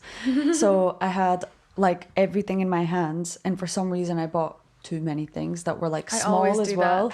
Yeah, and now I had a good like 30-minute walk to get home. Yeah. So I'm walking along and I'm carrying everything, and then I get to, like, you know where all the trams are, kind of that area, and I trip on the tram. Oh no. And drop everything all over the ground, and I thought it was fucking hilarious. Like, I was bleeding. Like, I literally, like, I proper hurt myself. And I literally got up and I was like, fuck this shit. Like, fuck all my stuff. But then I was like, I'm so close to home. Like, I have to pick it up. And I looked around and everyone was just staring at me like deers in the headlights. No one, because I was just like, oh, is someone gonna laugh? Is someone gonna do something? Yeah. Like, is someone gonna help me? Because that's my first instinct, like, come and help me pick up my stuff. Yeah. Nothing. Literally just stared at me. People are so weird, aren't they? I know. I'm like, what the fuck is wrong with you? Like, why could you not just help? Yeah. It's just some people are like, something's not connecting, I feel. Yeah, it's like, oh, I'm just gonna watch this happen, but do nothing and not about react. It. Yeah, so weird. That creeps me out. I know, it was such a weird situation. Yeah, it was more like silly. But also just illustrates how, like, incompetent some people are at just being nice. Yeah, or just being not even nice, like, just empathizing with, like, oh, if I was in that situation, I would like someone to help me. Yeah. On the tram lines too, like, that could be unsafe as well. And my leggings, like, proper ripped. Like, I looked, you couldn't have missed it. It didn't look like anything other than what happened. Yeah. Not so silly. Ridiculous. Silly me. No, I just thought that was so funny. I was pissing myself laughing. I was like, this is so, oh, no one's laughing. Okay. Yeah, I've had that happen in, like, the schoolyard. Like, and you would think that parents, and this is when I knew I didn't like the place I lived, and like, I never felt like a sense of community in, like, the place where I lived before, where the kids went to school. I was like pushing on the kid's scooter, but something happened, it twisted, and I fell really hard, like super hard on the ground, and almost like a little tumble, and rolled out of it. And I was like, my whole shin was bruised. Like, I really fell hard. And all the parents just stepped over me. No one asked me if I was okay. And the kids were just like, are you okay? Like, do you know what I mean? And and they stepped over you. Yeah. And I was just like, what the fuck? What the hell? Yeah, I'm just lying here because I'm tired. Like, and like, they had clearly just seen me fall. Like, just watched me. And like, no one. And I was just like, what the fuck? I was like, I hate everyone at this school. No, literally. But again, I had a head injury, and like, all the parents at this new place I live in Edinburgh, and it's a really good place, like by the beach, like really sense of community. And like, I had one parent give me a free Reiki session. Like, you know, one parent gave me a magazine and sent me flowers. Like, do you know what I mean? Like, that's the difference. Is like, honestly, living with a community makes such a big difference in your mental health and wellness. Yeah. Like, I didn't realize that until I found one. No, like, for real. I'm like, I can totally relate. Like, the place I live here wherever I live. Don't want to be like telling everyone where I live, but in Edinburgh, yeah, and like it's such a nice sense of community here. Like everybody's so nice, everyone knows each other. There's like new people on the block, and we all like introduce each other. And yeah, and then we have like we literally like for Halloween this year, we're all gathering to have a street party. Oh, that's so nice. Yeah. Yeah, it's like just know. yeah. Am I invited? You technically live, live here, here. so literally, yeah. They were like, "Oh, Maggie, you're gonna be here for the Halloween party," and I'm like, That's so well, I didn't know we were Aw, having one, but that's yeah, very cool. Yeah. And she was like, and they were like, "Oh, it's just the same as usual. It's just we're gonna be dressed up." And I was like, "Yeah, we have like drinks and everything. It's fucking great. Yeah. Makes you feel so part of something, Yeah. like proper included. It's nice." No, that's cool. I love everything that we talked about. Like not like obviously some of the subjects were like super like heart-wrenching and like a bit disappointing and like people humanity. But I think it's really important to talk about it. Like, you know, like really, really important to spread that awareness, spread that education, and just like, get more people involved. So, so Yeah, I think well done. people need to Thank remember you. that others are people. Like, Yeah. like we're all, we can look different, but we're not different like, inside. Like we all have the same fucking blood. We all have muscles and bones. So literally just why are people judging others by the way that they look? Like you literally don't know me. So don't judge me. Yeah. Like what gives you the right? Like, But like, that's from fine. another side, it's like it just shows that their insecurity and their projection of negativity. Like imagine what must be happening in their minds to think it's okay to just inflict pain on someone or like say mean words. Yeah. Imagine what's happening in their heads. Yeah. Like this has been so fun. Yeah. I know. Honestly, I've really enjoyed this episode. Yeah, me too. I didn't feel, I've not felt nervous at all. Like usually I feel at least a little bit nervous, like with 500 cameras pointing at my face and like a microphone in my, I feel so relaxed and like big, like respect to you guys for setting up something amazing. Like, Thank you so much. Something just fell. I felt it. yeah, it's amazing. So well done to you guys. Thank That's you so much. That's literally all we want to do. Like it's just create like a comfortable environment so that people feel open to share. Like no one's looking. Like yeah. Hey, Wiz. Just squeeze that in there real quick. Then practicing that in the mirror. I was like, yeah. So Mel, do you want to read us some stories? Yeah, I've got some stories. So these stories are from basically the question of like, when was your first experience with discrimination? And this is what some people have posted like anonymously. So yeah, first one. I was 8 years old and I was playing on some monkey bars in a neighbor's backyard with their daughter. I'm Asian and she's white. My twin sister was also with us. We were having the time of our lives. My sister and I had been coming over for weeks after school, no permission needed. Her mom came back home early. She came to the backyard and started yelling, grabbed her crying daughter, yelling she can't play with us anymore because she's already got so many nice white friends. She brought her daughter inside and came out again to yell at us to go home and that she never wants to see us on her property ever again, and her daughter can't be friends with us ever. So we left, crying all the way home. Our mom was there and she asked, "What's wrong? Did we fall off the monkey bars or something?" We said no and told her the story, and she hugged us and told us what racism is. She said, "I'll never forget."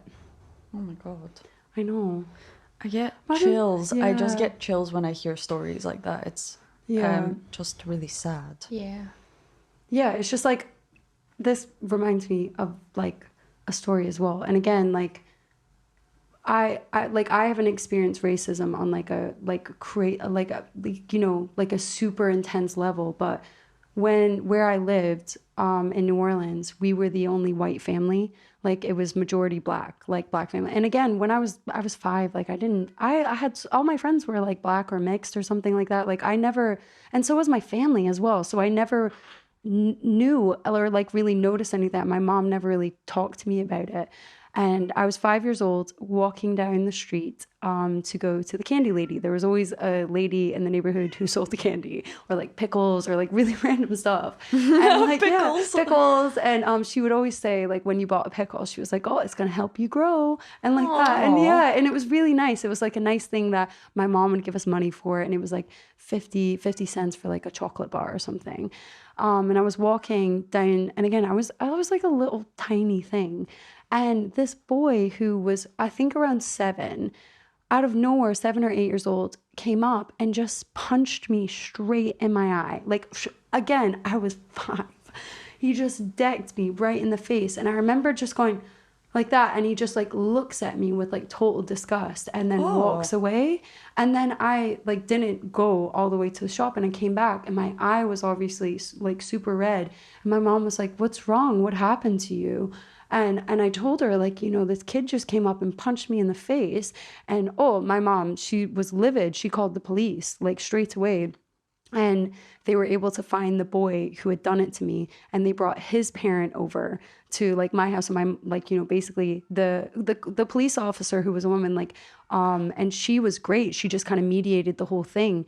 And she just asked why. She was like, why did you punch this little girl? Like, you know, and he said, because she's white. And I was like, and as a 5-year-old, I didn't think, I don't know. It was like that first moment, I was like, we're different. I never thought that I was different from anyone until that moment. And I was like, you hate me because I'm like, I looked like, this is like, I was just like, in that moment, I was just like, I'm never going to be like that. Like, that's such a horrible thing to like do to someone.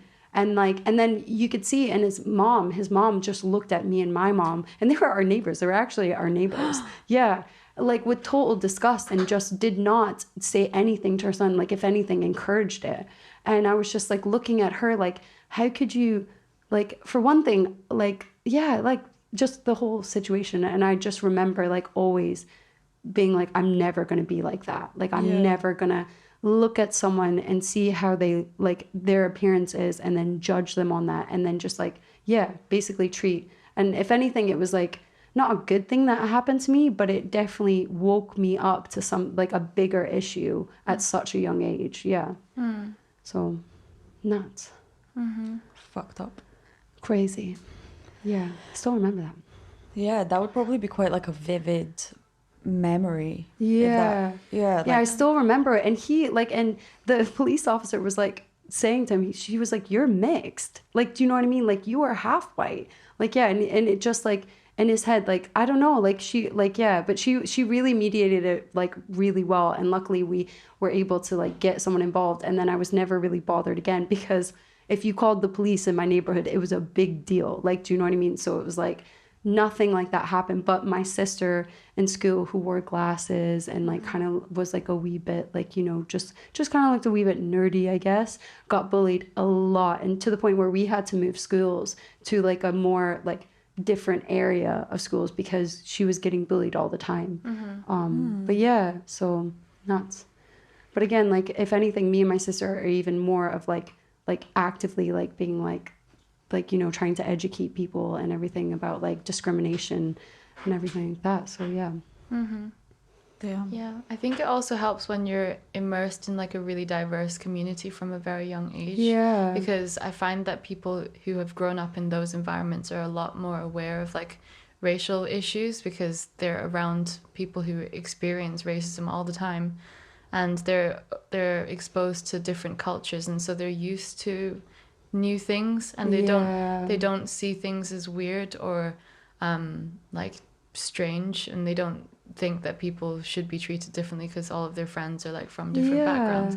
I think that's like, it just shows that through exposure we learn a lot. And a lot of what happens, like a lot of people's hatred is completely just ignorance, and it's not helped by like fear mongering of the media, and also like biases within media and social media and stuff. It fuels a lot of it. yeah, it's been amazing. It's been a good episode. Yeah. Thank you so much for coming on. No, Like, thanks for it's having been, me. No, it's been so fun. Yeah, it's kind of just been like, It's been nice to hang out. yeah, literally, that's what it feels that's what like. it feels like. Yeah. We just hung out. Like, Yeah. although we've spoken about a lot of like heavier topics, I think, yeah, there was a lot of, I don't know, I just feel like we've got quite a lot in common. Yeah. And Yeah. it was just nice to speak to someone who kind of gets it in a way. Yeah. No. Yeah, I'm so happy to have met you. Like, literally, do you know, everyone, you meet someone for a reason. Like, you know, I kind of knew, like, when we met, that I wasn't just going to be that yoga class. Like, I was going to see you again, even though I hadn't seen you in ages. Really? Yeah, like, genuinely. That's why it was, like, straight away got you on Facebook, and like, you know, Instagram, all of that, because, like, I don't know, like, we just had that one meeting, and I just really liked you so much. And I was like, she's so lovely, like, you know, and like the class was really fun and amazing. And I was like, I know that we'll keep in touch in some way, shape, or form. And now, like, you're here, and it's great. Like, No, I feel that now. I'm like, I know we're going to keep in touch. yeah, for sure. Yeah. Keep in touch with me. But on this note, actually, wait, plug yourself in. Yeah, would you like to leave any, like, insights or plug yourself in any way? Feel free, you've got the space. Yeah. Basically say your Instagram and stuff like that. Yeah, okay. So you can find me on Instagram. My personal one is Feiya Poop. So FEIYAPOOP, Feiya Poop. And my organization's Instagram is Racism Unmasked Edinburgh. And I really recommend giving that a follow, because we talk about a lot of different things, and everyone's welcome to share different insights. So yeah. Whoop, whoop, Woo, woo, woo. No, that's amazing. And obviously this is our full-time job. So if you like, follow us on Patreon. It's only £2 a month, and it really helps us out. Yeah. You get some behind the scenes footage and just different extra content. Yeah. Just we give you something for buying us a cup of coffee, let's just say. And you're supporting just us being able to share all these amazing stories and experiences with other people as well. So send in your stories if you've got your own stories. If this subject really touched your heart, like, we'll provide some links that kind of like help in that area. And you can find us on Instagram, No One's Looking Podcast, Facebook, No One's Looking Podcast, and all these different platforms. No One's Looking Podcast. YouTube. Wait, what was the name again? No One's Looking Podcast. And thank you so much for coming today. Like, we really appreciate you being here and sharing your story. Thank you. And hopefully we'll get you back on. Like, you're such a you're so easy to talk to. Like, this is So are you guys. This has been really easy. Yeah. Party. Yeah. So we'll end it on our intro. So I'm gonna pretend to be a DJ really quick. So.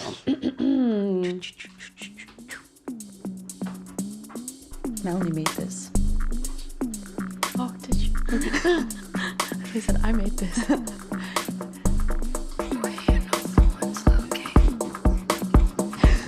I just pretend to push something. The bob.